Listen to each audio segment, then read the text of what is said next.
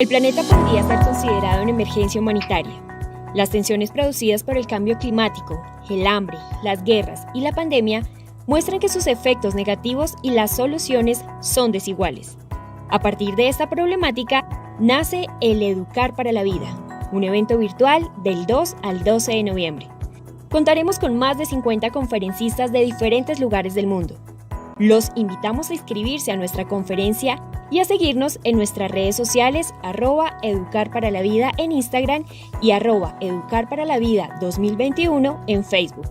Visita nuestra página web educarparalavida.co.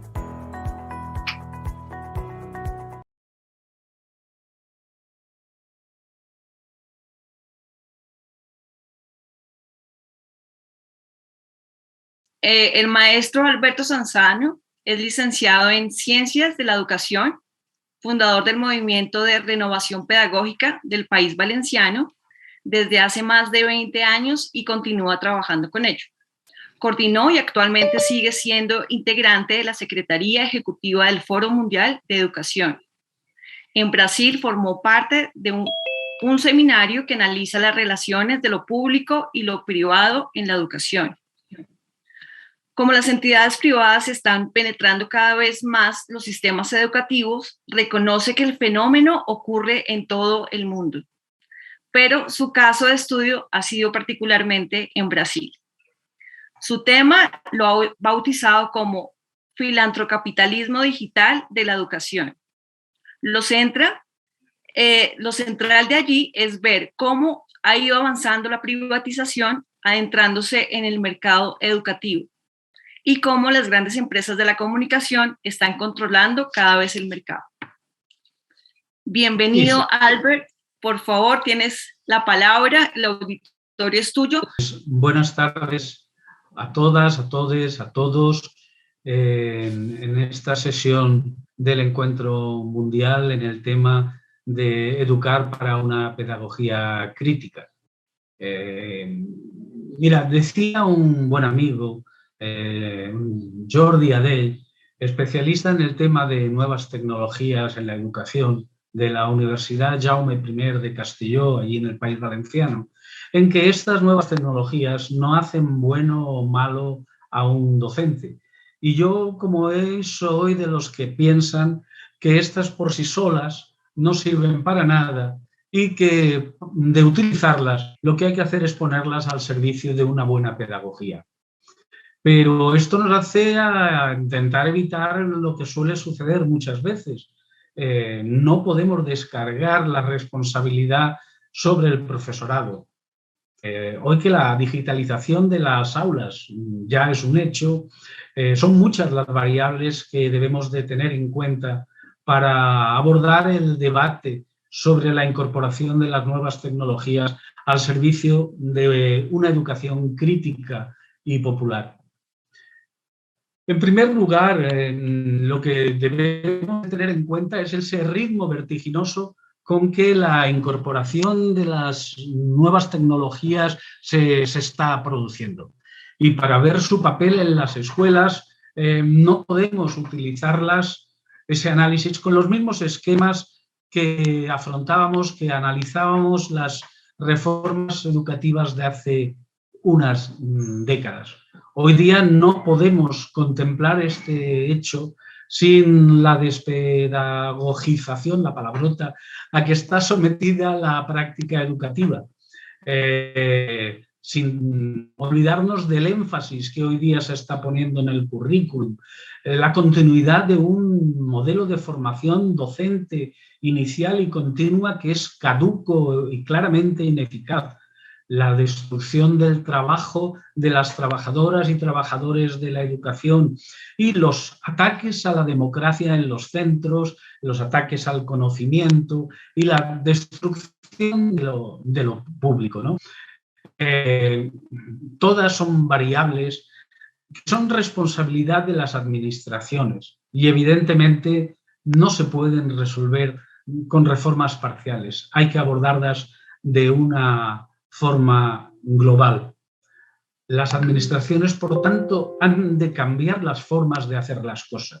Hay que dotar a los centros de personal humano, de infraestructura suficiente, han de promover la formación continuada del profesorado dentro de su jornada laboral, han de fomentar que exista trabajo cooperativo en los centros y dejar de obsesionarse en impulsar un currículum pensado para transmitir linealmente los contenidos.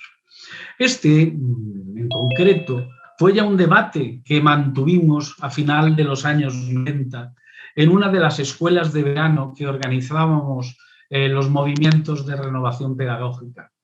Ya entonces, cuando apenas veíamos la tormenta que se avecinaba, que estábamos seguros que de vivir estos momentos, tanto Celestín Freinet como Paulo Freire estarían de acuerdo en utilizar estos recursos, fomentarían estos recursos. No podemos dejar de olvidar el papel que le inventa tú en el caso de Freire, ¿no? Pero ellos tendrían muy claro el papel, los objetivos y la intervención crítica con estos recursos, ¿no? Mirad, en aquellos momentos no quedaban lejos los ejemplos en que veíamos como el retroproyector o el PowerPoint era utilizado por una parte del profesorado como un recurso complementario de su práctica, mientras que por otra parte, desgraciadamente, una gran parte se utilizaba como una prolongación mecánica de una práctica tediosa y antipedagógica que consistía en una época en llenar contenidos en la pizarra y a continuación era llenar de contenidos esos mismos contenidos, el PowerPoint, ¿no? Hoy día también ya podemos hablar como el Classroom, el famoso Classroom se está utilizando como una herramienta para copiar y pegar los contenidos que hay en los libros de texto, ¿no? Y eso, de alguna manera, pues es un paso atrás, ¿no? Y es que la globalización y la transformación acelerada de la sociedad industrial en sociedad de la información ha ido cambiando las estructuras educativas para adaptarlas a este proceso. Si a ello añadimos la pandemia y la necesidad de recurrir a la enseñanza online, podremos comprobar, además, cómo éstas se han transformado en un nuevo campo para la privatización. Al mismo tiempo, han provocado o visibilizado la agudización de las diferencias sociales y están creando nuevas formas para acabar con la democracia educativa, para controlar el profesorado y la enseñanza pública, ¿no? En efecto, lejos de que las nuevas tecnologías pudieran aumentar la calidad del proceso, lo que han hecho es llevar al profesorado a ser administradores curriculares más que pedagogos, a estar preocupados más por los contenidos que con los objetivos pedagógicos, a estar, por ejemplo, también más preocupados con los contenidos y los tiempos en donde se van a aplicar, ¿no? Con los tiempos previstos. Y han comenzado a estar alejados de la posibilidad de reflexionar colectivamente sobre su práctica, de crear su propio proyecto pedagógico. Nos hemos visto cómo ha aumentado con esa enseñanza online la cantidad de trabajo de una manera enfermiza, ¿no?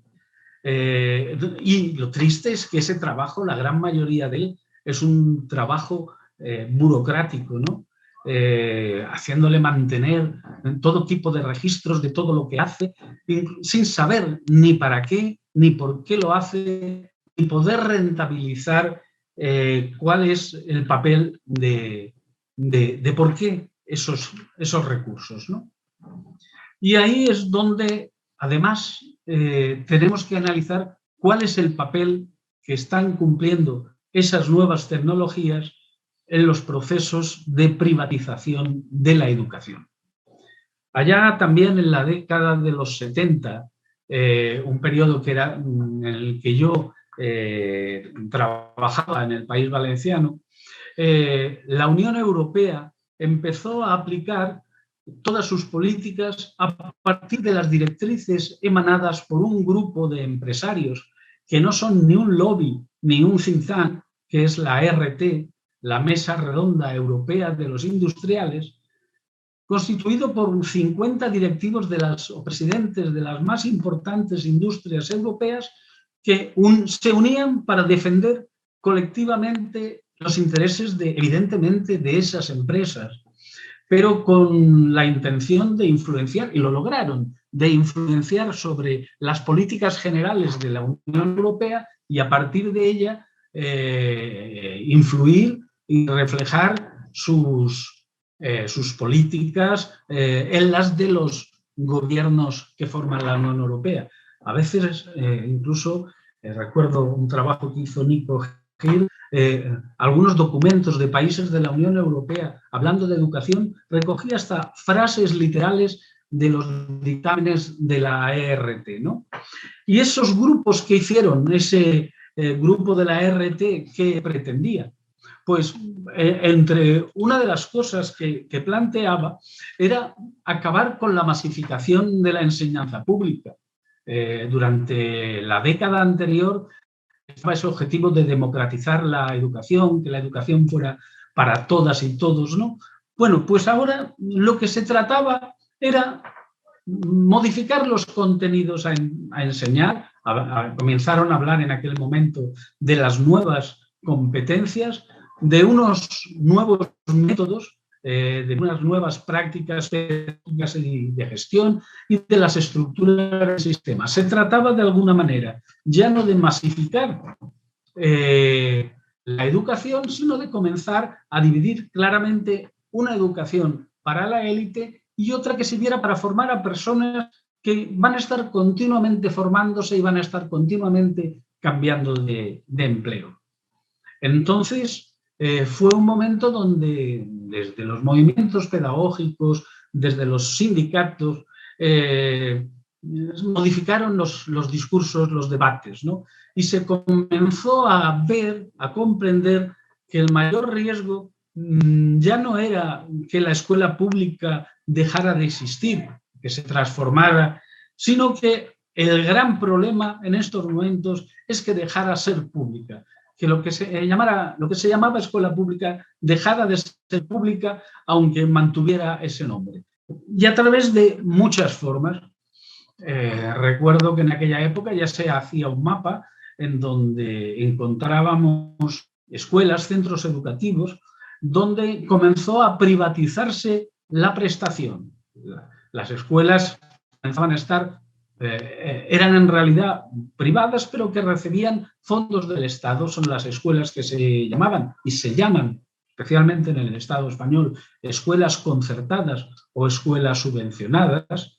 Había otro paquete de escuelas, de centros, escuelas de primaria y de secundaria, donde lo que se hacía era delegar el suministro, se terciarizaba los servicios, el servicio de comedor escolar, el servicio de la educación física, el servicio de la limpieza. Y por último, comenzó a existir ese fenómeno de las parcerías, la colaboración entre fundaciones, asociaciones, incluso organizaciones sindicales y los gobiernos para, con la excusa de que el gobierno no puede desarrollar la educación pública, se delega a través de esa parcería en esas empresas, fundaciones, etc.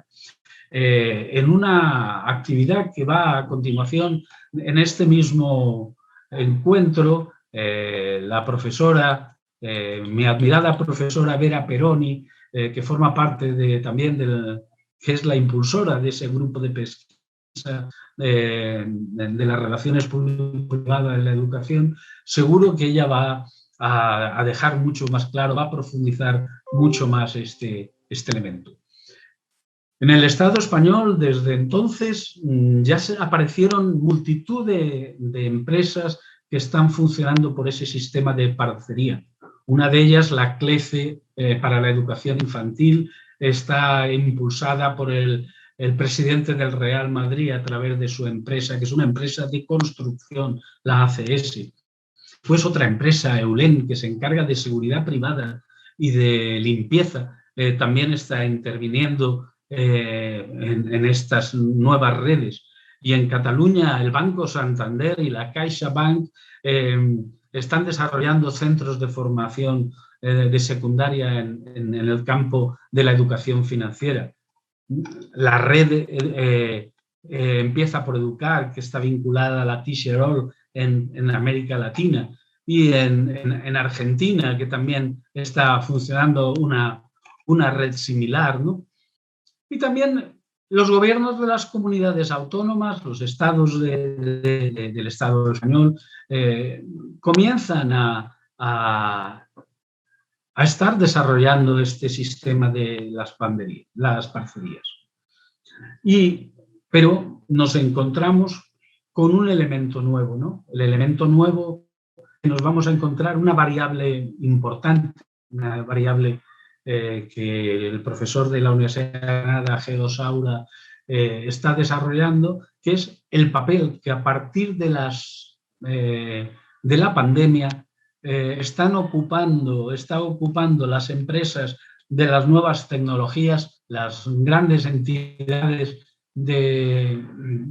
tecnológicas, para introducir lo que el propio Geo Saura llama filantrocapitalismo digital. Porque vamos a ver así, de buenas a primeras, ¿quién se va a oponer a las propuestas de informatizar los centros, de dotar a cada aula de un ordenador, o que cada alumno o cada alumna tenga un tablet? Pues es difícil de entrada decir que eso está mal. De hecho, incluso el gobierno del Estado español, el gobierno de índole progresista, del Partido Socialista y de Unidas Podemos, ahora acaba de decir que va a invertir 260 millones de euros para la compra de 500.000 de dispositivos electrónicos, para acabar con la brecha digital, como si la brecha digital fuera algo que ha aparecido con la pandemia. Se ha visibilizado con la pandemia, pero la brecha digital existía, ¿no? Y es que no se ha profundizado sobre el tema. Los X miles de tablets, el mayor dotación de Internet en los centros, no va a solucionar por sí solo la brecha digital. Es decir, la brecha digital existe y existirá entre aquellas y aquellos que tienen dispositivos y un ancho de banda suficiente en su casa o en su centro, han adquirido habilidades y motivación suficiente para aprender por su cuenta y que son capaces de autodirigir su aprendizaje en ese océano que es Internet, y también aquellos y aquellas afortunados y afortunadas que tienen una familia con tiempo suficiente, formación y capacidad para ayudar a sus hijos o hijas. Es difícil que un aplicativo de Google o un computador sirva para aquellas alumnas o alumnos que provienen de una familia donde van a tener dificultades siquiera de comprarles un smartphone que permita esas conexiones. A veces no tienen ni para pagar 3 comidas calientes al día y con tablet van a solucionar la brecha digital, ¿no? Pero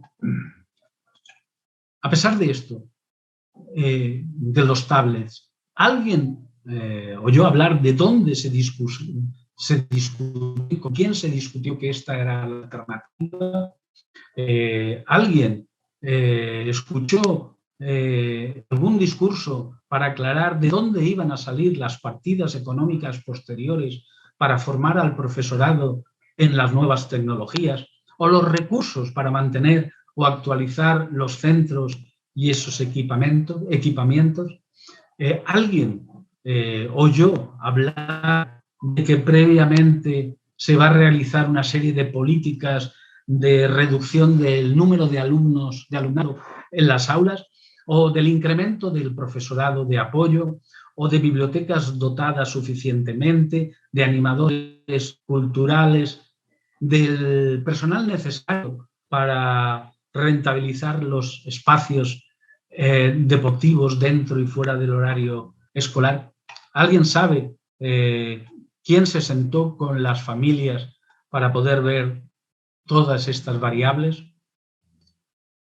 Sin embargo, ahí tenemos la del filantrocapitalismo digital, la nueva actualización de las políticas de la ronda de empresarios, y que en definitiva es una definición del propio Geo Saura. Lo que es el filantrocapitalismo digital es una hibridación conceptual que va a unificar los principios del capitalismo digital con las nuevas formas de gobernanza filantrópica, o lo que es lo mismo, la unión de la antigua filantropía de las grandes empresas, las fundaciones de las grandes empresas, puesta al día con los nuevos recursos tecnológicos que están cayendo sobre el mundo educativo, ¿no? Ya hacía años que las grandes corporaciones buscaban dominar las reformas educativas a través de donaciones. Ya le dije antes que de esto hablará Vera Peroni, quien destaca no solo que esa influencia la utilizan para modificar la lógica de la enseñanza, sino también los contenidos del currículum, la formación docente y la metodología a utilizar en la sala de aula.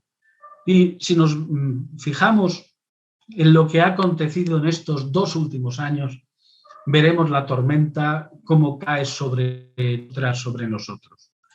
Así, el 26 de marzo de 2020, la UNESCO lanzó lo que se llamó y se llama la Coalición Mundial por la Educación.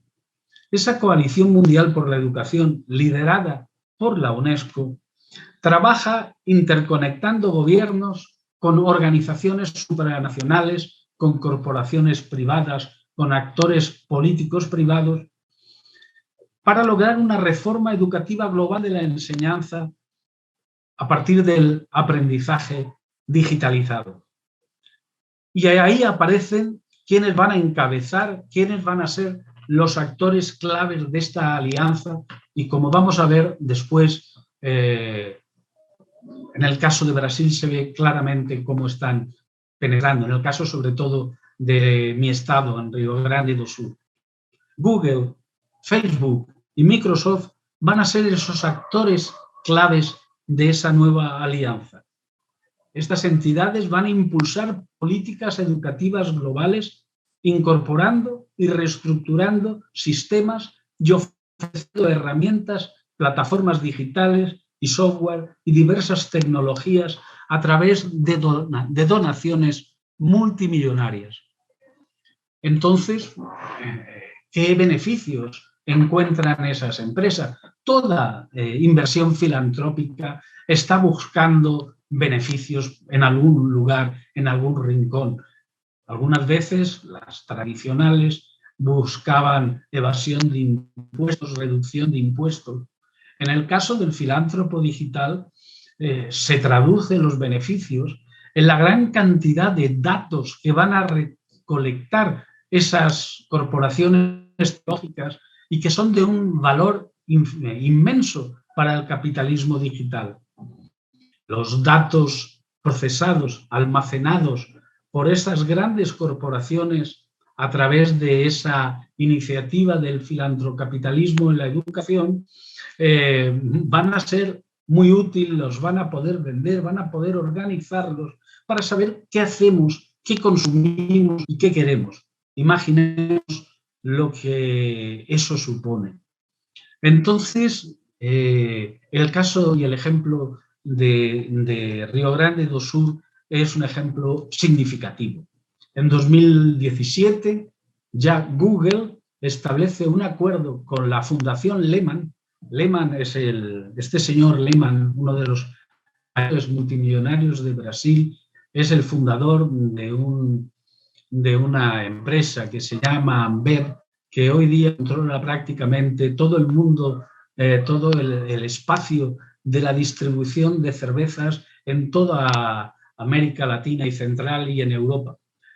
Pues estas dos entidades, Fundación Lemon y Google, ya en 2017 anuncian una iniciativa que lo que querían era entregar directamente al teléfono celular del profesorado de primaria planes de lecciones con el contenido previsto en la base curricular nacional común.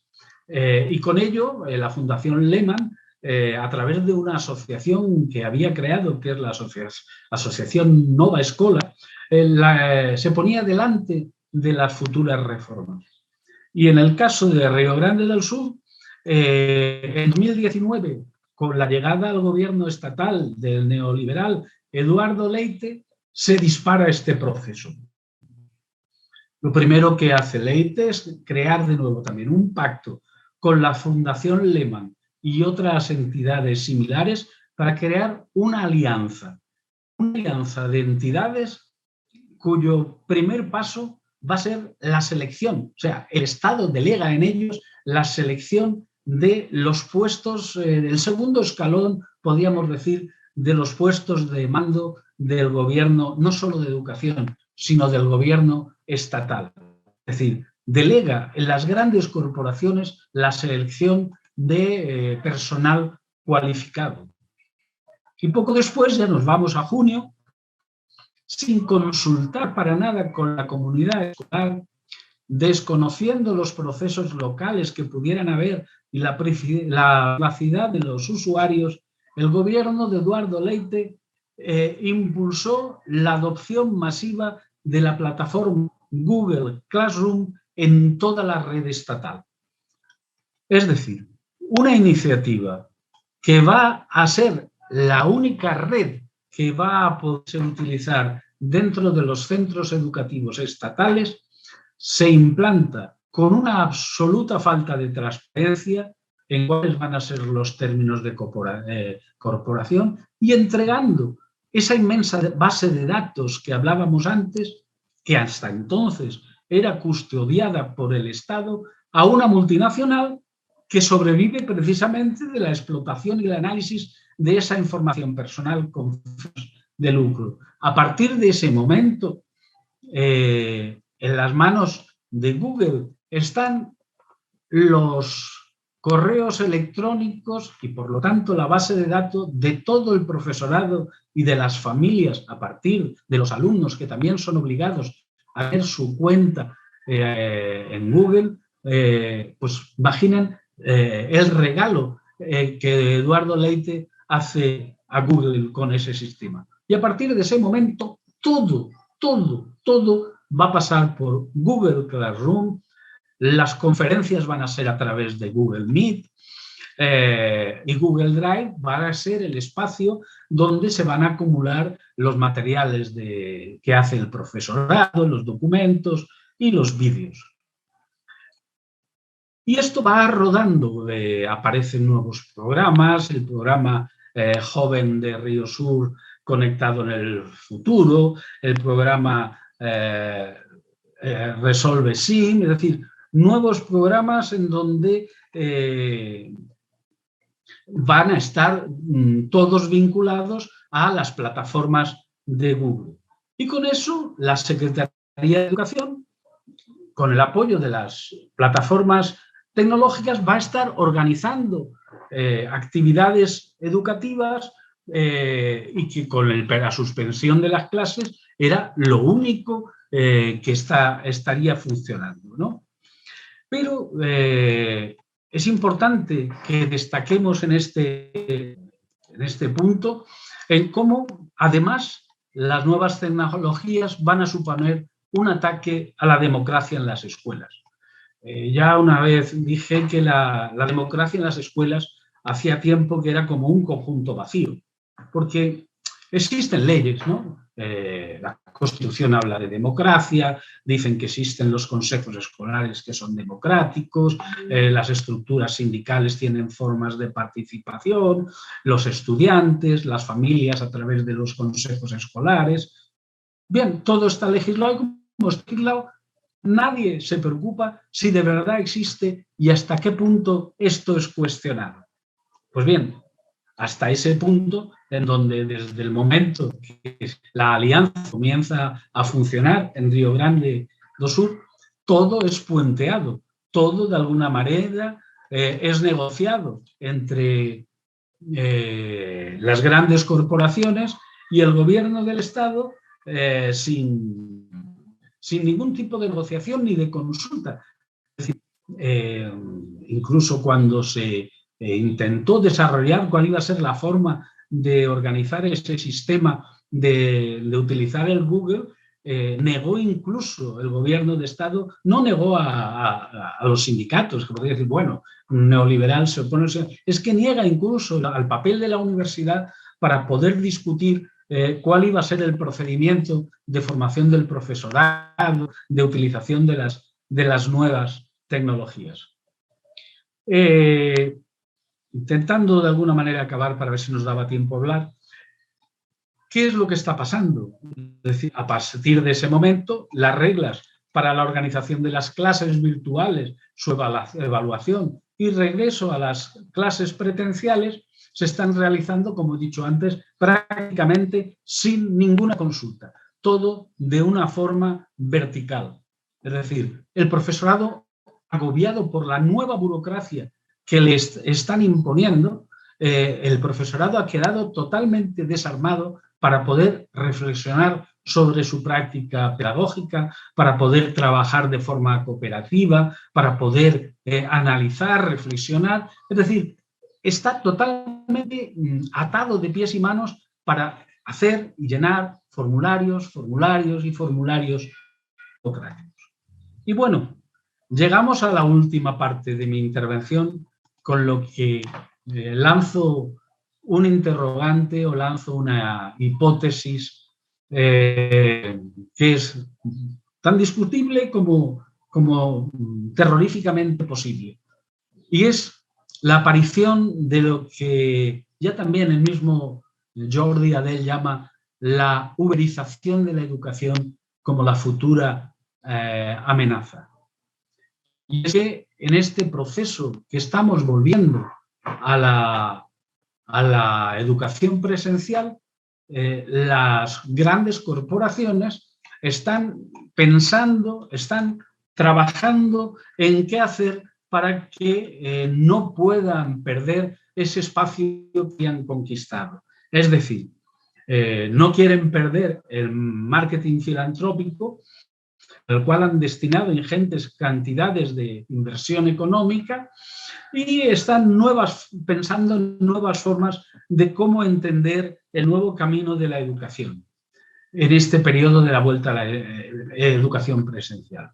En sus esquemas están pensando, ya hay una experiencia en Nueva York, de cómo derribar la importancia del sistema educativo presencial y sustituirlo por un nuevo sistema de tecnologías a distancia, en donde las corporaciones público-privadas y la subcontratación por parte del Estado y de las empresas tome mayor peso. Es decir, se está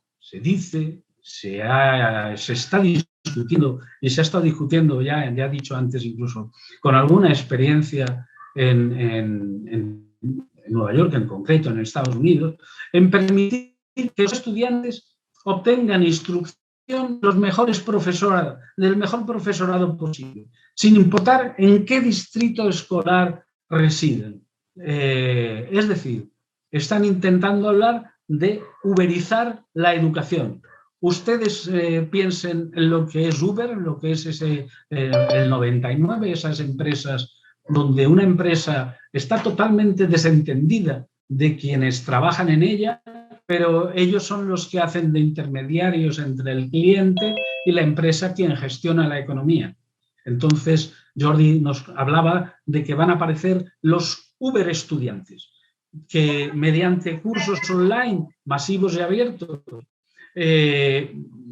como si fueran píldoras digitales de información, van a poder superar unas evaluaciones informatizadas por las grandes corporaciones, quienes son a su vez los que han contratado esos Uber profesorado, pues otorgan esas nuevas titulaciones. El Uber profesorado se va a dar de alta como autónomo, su tarea será grabar clases empaquetadas en vídeos desde casa o enviando materiales a espacios virtuales y, evidentemente, desaparece cualquier tipo digamos, de reflexión crítica sobre el trabajo, ¿no? Sobre el uso de las herramientas digitales. ¿Qué es lo que... ¿Qué hacemos? ¿Cuál va a ser nuestro futuro? Bueno, Geosaura nos propone 7 acciones diferentes y necesarias. Por una parte, nos propone que debemos de luchar por el acceso universal e igualitario a la red, por la alfabetización crítica digital, por la gobernanza digital radical, la protección de datos seguras, la creación de algoritmos éticos, el uso del software libre, los derechos y la ética digitales. Debemos de intentar conseguir que Internet sea neutral o público, que el alumnado y también el profesorado puedan utilizar el software libre y, por supuesto, que ambos colectivos, profesorado y alumnado, puedan tener una importante formación crítica para el uso de las herramientas digitales, sobre sus riesgos y sobre sus posibilidades. Y esto es lo que de alguna manera yo quería transmitir a vosotras y a vosotros en estos 30 minutos, un poquito más. Y ahora os invito, bueno, me imagino que Natalia y las personas que os hayáis podido vincular, bien que lo hagáis ahora o bien que lo hagáis posteriormente a través del site de este encuentro, pues intercambiemos ideas. Bueno, muchas gracias sobre todo a toda la organización por haber dado esta posibilidad. Contigo, Natalia. Mil gracias por tu participación. Nos has dejado unas ideas que en lo particular me parece que son muy fuertes. Sobre todo, digamos que yo tenía una visión muy optimista de lo que significaba este acceso masivo a la red, pensando un poco más hacia la posibilidad de todos teniendo acceso a la información, una información tan amplia como se quiera y tan profunda como también lo elija cada persona, pero también veo un lado negro que la verdad yo no lo había visto y me parece que es muy fuerte y hay que repensarlo. Me gustaría en esta oportunidad dar la opción de las personas que están en el chat, si quieren formular alguna pregunta antes de recoger algunas ideas. Bueno, mientras ellos se deciden, yo quiero hacer como una recapitulación de las ideas que me han parecido muy importantes dentro de tu intervención. Tú estuviste hablando del cambio de prácticas pedagógicas, una enseñanza online, lo cual a mí me parece que está bien, sobre todo pensando en una era digital donde el acceso a la información se hace necesario, pero hiciste un llamado hacia la privatización y ahí sentía que ahí está un gran riesgo porque finalmente se sigue con las prácticas de hace tantísimo tiempo de exclusión. Albert, ¿crees que tenemos una posible solución a ese panorama tan gris? Bueno, como decía antes, no hay soluciones parciales. La solución pasa por una solución global, evidentemente, sin luchar por una estructura democrática, sin conseguir que desde las estructuras democráticas podamos hacer que los centros no discriminen, si podemos hacer que no se destinen fondos públicos a centros que discriminan. Ahora, recientemente, dentro del Estado español, se está negando la posibilidad de subvencionar, de aportar dinero público a aquellos centros que, por ejemplo, discriminan por sexo, cosa que durante el gobierno de la derecha, el anterior gobierno del Partido Popular, estaban desviando fondos públicos a cualquier centro, discriminara o no discriminara por sexo o por raza. Entonces, luchar por profundizar la democracia en la sociedad nos ayudará a limitar las formas de discriminación en la enseñanza pública. Si existe un debate democrático, posiblemente veamos que las inversiones no tienen que ser el conseguir un tablet a todo el mundo, sino que las inversiones han de ser, para disminuir la brecha digital, por ejemplo, ha de ser crear más puestos de trabajo para que hagan aulas con menor número de alumnas y alumnos en cada aula y, por lo tanto, se pueda trabajar mucho más la diferencia entre el alumnado, ¿no? Entonces, es todo un paquete de medidas que, ya digo, o se hacen todas globales o hay, que pasan por la palabra democracia, por recuperar la democracia en la vida civil, que es algo que hemos estado perdiendo en la última década, ¿no? Entonces, a partir de ahí podremos empezar a hablar, podemos recuperar. Pero igual yo sigo viéndolo muy complejo en la medida en que cómo generar una sinergia entre las personas, sobre todo las que estamos despertando a esta visión crítica o riesgosa que nos presenta el mundo digital, y cómo empezar a generar una sinergia dentro de la sociedad civil donde uno mismo pueda ser crítico frente a esta situación. Existe, claro, por ejemplo, tú hiciste relación a la formación crítica. ¿Existe algún punto donde uno pueda adentrarse a algún instituto, alguna organización, algún grupo? Claro, mira, lo primero, ya también hablaba de que es necesario transformar la formación docente tanto inicial como continuada. Fomentar el trabajo cooperativo para que el profesorado pueda discutir entre sí cuáles son los problemas a abordar, para que si el profesorado discute cuál es el papel de la escuela, si el papel de la escuela es intentar acabar con las brechas digitales o crear élites. Yo creo que por esa forma del trabajo cooperativo, de reflexionar sobre la práctica, se avanza mucho, porque reflexionando colectivamente sobre la práctica podremos discutir qué es prioritario en nuestra escuela. ¿Nuestra escuela va a ser prioritario por conseguir mejores espacios o conseguir un tablet para cada niño, sabiendo que algunos no se van a poder ni conectar en casa o la familia no le va a poder apoyar para saber cómo se funciona ese aparato, ¿no? Entonces, el debate colectivo siempre ha ayudado a avanzar. Entonces, y eso, formar, capacitar al profesorado para esa reflexión. Se ha perdido en algunos lugares, como en el caso de Brasil, es que o se modifica la carga horaria o tampoco va a poder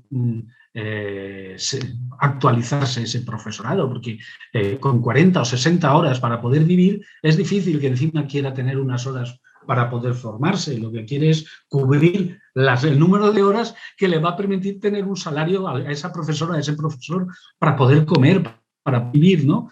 Entonces, por eso siempre hablo, el paquete ha de ser un paquete global, el paquete ha de ser un paquete global. Buscar un puntito, una salidita aislada no nos soluciona el problema.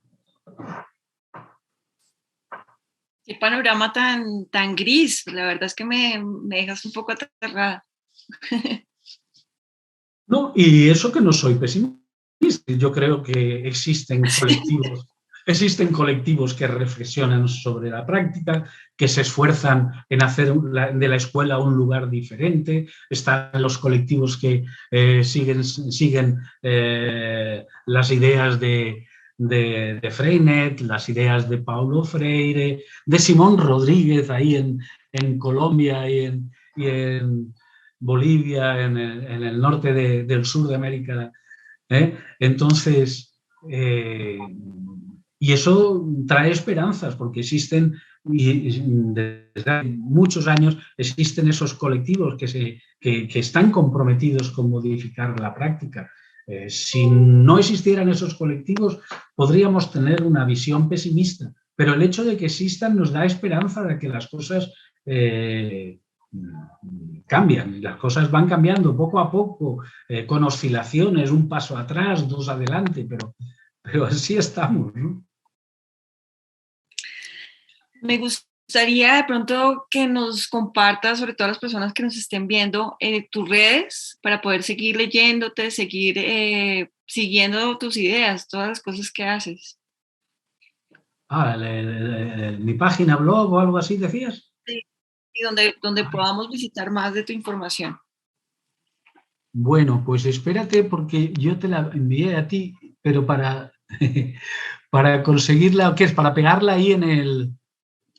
Para que la compartamos con las personas que nos están viendo y con los que verán esto a futuro, para que puedan tener un poco más de información de tu parte y estar enterados en qué estás. Un momentito, la copio ahora y te la pongo ahí. Sí. Mira, a partir de, a ver, entrando en el Zoom, en chat, ¿dónde estaría esto? Está en un ladito el chat. Chat. No, lo tienes ahí en la parte inferior. Aquí lo tengo, en la parte interior. Bueno, pues yo pongo ahí esa dirección donde están mis artículos, donde coloco también noticias de movimientos pedagógicos. Ahí lo he puesto. Entonces, bueno, pues, aparte de que... Sí, dime. Dilo, por favor. Termina la idea. No, que si alguien también, no tengo ningún problema, si alguien también quiere ponerse en contacto conmigo, seguir discutiendo de alguno de estos temas, también pongo mi dirección de correo electrónico y a través de ahí, pues a veces está más fácil poder discutir, intercambiar ideas, ¿no? Pues a mí me parece que estos espacios son muy interesantes, un poco para adentrarse uno a las teorías, a las ideas y a las cosas que están generando académicos como tú, pero también para empezar a socializar y a generar esa difusión o digamos, tener una mayor claridad de las cosas que se están ocurriendo en la sociedad. Y eso me parece que es fundamental. Para que quede esto grabado, la página es malbarrosa07.wordpress.com/articles-albert-sanzano-2/. Esa sería sí, la página. De todas formas, a malbarrosa07wordpress.com, luego en el menú pueden encontrar artículos, o sea que es más sencillo que todo eso del arte. Sí. Yo, la verdad, me encantaría poderles dar a las personas que están acá la palabra, si desean intervenir en algo, este sería el momento ideal. No sé si realmente lo quieran hacer. Nadie, ¿no? No, aparentemente no. Bueno, mientras se deciden, el mail es albert.sanzano@gmail.com. Eso es. Sí, hay una persona que ahora ya no está, me hubiera gustado que hiciera alguna pregunta, pero es esa persona que hablaba, Vera Peroni, que esa parte es mi profesora, sí. Que ella tiene en este momento, va a empezar en 5 minutos, ella empieza también otra, en la conexión vía YouTube, ella tiene su conferencia, ¿no? Por eso ha desaparecido de aquí. Yo creo que es por eso, esa es la razón. Pero pues, Albert, una vez más agradecerte enormemente, decirte que seguimos en contacto, por supuesto, y todas las personas que pudieron ver este chat, saber que estás dentro de las redes, que te pueden conseguir, que pueden seguir informándose de tu trabajo. Muchas gracias por aceptar esta invitación al encuentro de Educar para la Vida. Muchas gracias al encuentro por el esfuerzo de todas y de todas, a ti en particular por todo este trabajo de estos días y hasta siempre. Sí, seguimos en contacto. Muchas gracias. Muchas gracias. Chao, Feliz tarde a todos.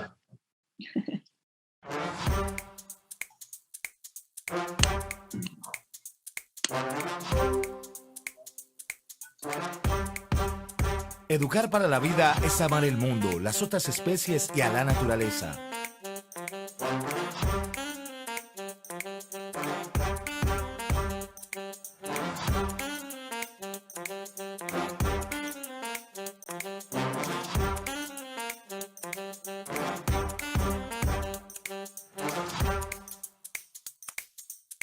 Es dejar el mundo en las mejores manos.